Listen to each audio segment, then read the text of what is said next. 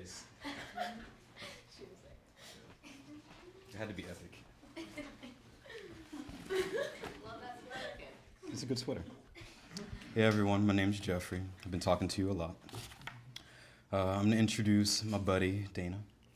Since Dana Marie Inez received a bachelor's in psychology and criminology from Rutgers in 2011, and because she said that she would destroy me if I didn't do her introduction well, I'm going to take this time to analyze her. Dana is a second-year graduate student in poetry that writes with heartbreak. I say this because she's always trying to find the true heartbreak in my work. I've never told her this, but I think she's found the heartbreak, and it's actually in her work. And her work is a cold heartbreak. That phrase is from an intro that she wrote for one of my class assignments. It was a project. And I use it because her poetry makes you hurt for her characters. And I think she creates an investment in her characters. She's originally from Northwest New Jersey, and she's especially thankful to her parents, Deborah and Greg. They've taken care of many writers in the program at one point or another, so we're thankful for them as well. Growing up, she played competitive softball, and she brings this fierceness to our classes. She's very thankful for her instructors, Victoria, David, and Kevin. She describes these teachers as being honest with her, finding the possibility in her work and challenging her work. I believe she enjoys those attributes because she is an honest writer, she is full of possibility, and she writes challenging work. She's published in the journal Bone Bouquet, and her work is forthcoming from 2 journals, and she recently published 8 poems at one time. There's no comparison to that in softball, some to say that she won the championship. I won't read her work because I don't do it justice. That's what she's here for. So please help me in welcoming Dana Marie Inez.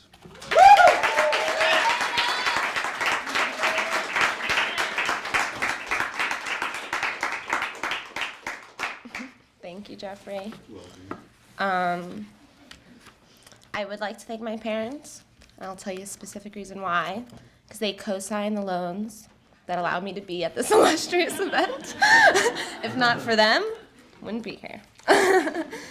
And I'd also like to thank Jeffrey, Nikai, Joanna, and Tatiana for putting this all together. It's been really great, and yeah. And they have beautiful voices of their own, and I hope maybe that within the next couple weeks we could get something together to hear them, because they didn't have a chance to this year. I'm going to start by reading a couple poems from my manuscript, not because I want to, but I feel because I have to. And then I'm going to read a series of poems that I've recently written that I had a lot of fun with. This first one's called No Use Lying. It was the year of many staples, which was better than the year no one cared. Tommy knew I was about to have an agenda, so he said, "Don't have an agenda." I will sleep with my face pressed against a copy of Das Kapital, thinking big, affecting change. If they were asked to define capital, they would say, establishing individuality while walking all over a dead earth. Avi says, when shit gets weird, drink it down. She also says, we're indecorous. People surprise you. Year after year, they keep painting their cabinets. Today, everything I looked at was very expensive. I call Tommy and say, come on over, we'll talk about the year everyone died. I can't see you and find you at the same time. The road less gone is gone. No use lying, this is exactly what it looked like. This is called It Was All Very Typical. I tell Tommy that a nude-colored bra is not a present. In California, when a boy likes you, he takes you to the beach. In Tulsa, he takes you to the mall and you watch him buy shit for himself.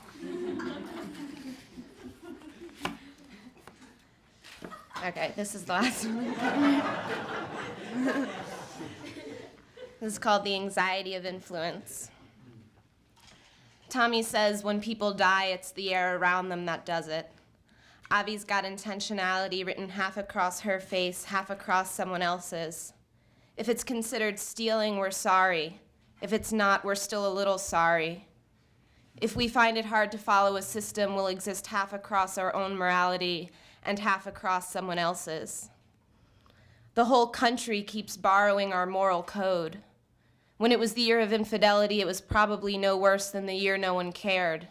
This is called putting things into perspective. An argument against infidelity would go something like, you're lying. An argument for infidelity would go something like, you're always lying anyway. Okay.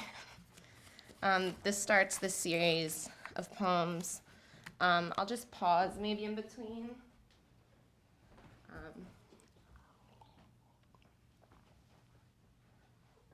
It's called Notes from the Risk Society. There is nothing worse than being overdressed here, Jonathan. Tomorrow we advise you say nothing at all here, just stare. Something happened between being overdressed here and hello, can you hear me here, and that is the inexorable buildup of sophisticated weapon systems designed not to be used here. Enter a risk society and take the chance of being probable here. Find those weapon systems and run with them here. You cannot know here, you cannot yes here, but there is nothing, we repeat, nothing worse than being overdressed here, and we need you so badly to know that. Welcome to the society, Jonathan. We've been waiting for you patiently. Anything that needs to be found can be found at the front desk. We put everything at the front desk. We believe in the importance of consistency, cold, hard consistency, temporal and otherwise. Jonathan, you haven't yet picked up your uniform. This is clear negligence of code number 278, Jonathan. We wish you the best in future endeavors, but need you to find time for us, Jonathan. We function only in line with your proper attention to your proper responsibilities, those that we won't outline, but those that you should just know. Last night we thought we heard you screaming in your sleep, Jonathan. Know that this violates code number 278. Even if you woke up, apologized, and got back to your business, Jonathan, it would still violate code number 278. We've also heard complaints about some kind of scratching. Scratching is disgusting, Jonathan, and it won't be tolerated. Jonathan, you haven't picked up your uniform, which we will tell you now is a monogrammed bathrobe. This action is an enemy to code number 278. Please pick up your monogrammed bathrobe at your earliest convenience, preferably now. We assume that because you don't have your monogrammed bathrobe, you have not been taking showers, and we do not agree with people who do not take showers. This is directly addressed in code number 278. Modern society can be divided into code number 278 and the rest. We live in a risk society, which means we are obsessed with calculating risk. Technological domination of the natural world has generated high consequence risks that have a low probability of actually happening, but if happened, would be catastrophic. We can help you plan your life accordingly, Jonathan. All paperwork is at the front office. The society doesn't trust people without fashion. We don't trust people without sense, without families, without logic, without obscure resources, without failure they've risen up from, without high-profile acquaintances, without guarded nature, without failure that's consistent and unrelenting, without nice haircuts, without nice demeanors, without patience, without an education, without language, without failure, cold, hard failure, without grievances, without hats, tons of hats, without body hair, without failure, without talents, without allowances. There is nothing worse than sabotage here, but we realize that's nothing special. There's nothing inventive in sabotage. After all, it is a concept most people understand. We haven't created a new or radical idea. In other news, we've devised your plans for you, and they are ready and waiting at the front office. The society never tricks you, Jonathan. We only ever care for you. If you know anyone who would like to join the society, let us know. Applications are open through the 7th month, need blind. Have them read over code number 278 before signing, or why not have them stop by the front office? The society doesn't trust people with facial expressions, with broken car parts, with allegiances, with tendencies, with diseases, with any manifestations, with love, with manicures, with aesthetics, with belief systems, with computers, with drug habits, illicit prescription or over the counter, with unusual height, with unusual weight, with cash on them, with introversion resulting from anything. Oops.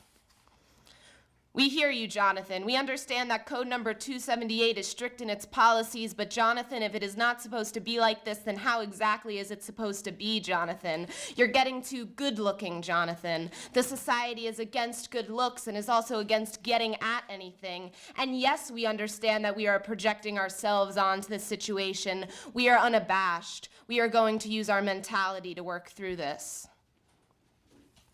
The society realizes that if the situation were reversed, we have a different perspective. We've dealt with this minor subjectivity. We are having a party to celebrate our newfound ability to empathize. You are invited, Jonathan. The whole society will be there. We need you so badly to know that we caught wind of conclusive evidence that you rarely, if ever, wear your monogrammed bathrobe. We're ashamed at your inability to recognize your monogrammed bathrobe as a clear symbol that you are part of the society. Put on that bathrobe, Jonathan, and start living your life. Jonathan, it's okay, but not okay, but mainly okay that you've chosen to remain silent. Choice is important to the society, as is silence. The choice to remain silent is the perfect combination of virtues. The society wishes choice and silence upon everyone. The society will not tolerate illiterate people, power-hungry people, people with bad credit, people who use their pretty faces for attention, feminist people, people who scorn our ways but listen to our advice anyway, those who appropriate, those who forget, those who buy us shit when we haven't asked for it, people hiding something, people trying to pull a fast one on us, people filled with platitudes. We hate platitudes. We can't stress this enough, Jonathan. Jonathan, we've begun to believe you are not here with us anymore. If this is true, be quiet. If this is not true, speak up. The society is getting sick of your bullshit. Your bullshit has been devised in accordance with your belief system and has been devised to throw us for a loop. Just think about all the time you are spending devising bullshit, and then think about all the time we are spending devising methods to aid in the inexorable buildup of sophisticated weapon systems designed not to be used. Don't think the society doesn't understand, because we understand everything, even things you have trouble thinking about. You can take that any way you want, Jonathan. We will allow it. Jonathan, you have not yet picked up your cross-bearing man on a necklace. You are disregarding the society, and we are considering your termination. The cross-bearing man on a necklace, along with the monogrammed bathrobe, are key features of our society. Without these, we will have no choice but to indulge ourselves in your termination. We will have a party. The whole society will be there. Everyone in the society loves wearing his or her cross-bearing man on a necklace. We don't understand why you're resisting. The society feels you're physically here but not emotionally here. We feel as though we've made a mistake here, that maybe we've misjudged your vapidity for appeal. Maybe time away from the society is what you need in order to appreciate us. Maybe at first the newness of it all was very attractive. Maybe you aren't meant for anything long-term, anything that could possibly develop into something. We understand your type, Jonathan. We empathize with your type. We'd actually prefer everyone be a little more like you. Jonathan, the society does not beg, nor do we borrow. If you are not picking up your monogrammed bathrobe as a form of silent opposition, we think you're being childish and stupid. Consult code number 278 in order to get yourself together, or why not stop by the front office? Your termination party is scheduled for 2 days from now. You are invited, Jonathan, but if you show up, we will assume you do not agree with your termination, and we will assume that you want to pick up your monogrammed bathrobe and join us again. The society believes in irony, Jonathan. We actually tend to get a kick out of it. This whole society was at your termination party, Jonathan. We had ill feelings and aren't ashamed to say we indulged ourselves. It was the most indulgent night of our lives. You could have been there, Jonathan. You could have been the life of the party. We aren't missing you, Jonathan. Our society is better without you, though we haven't thrown away your monogrammed bathrobe. If you've changed your mind, let us know, Jonathan. Applications are open through the 7th month need blind. We encourage you to read over code number 278 before signing, or why not stop by the front office. That's it. Thank you so much.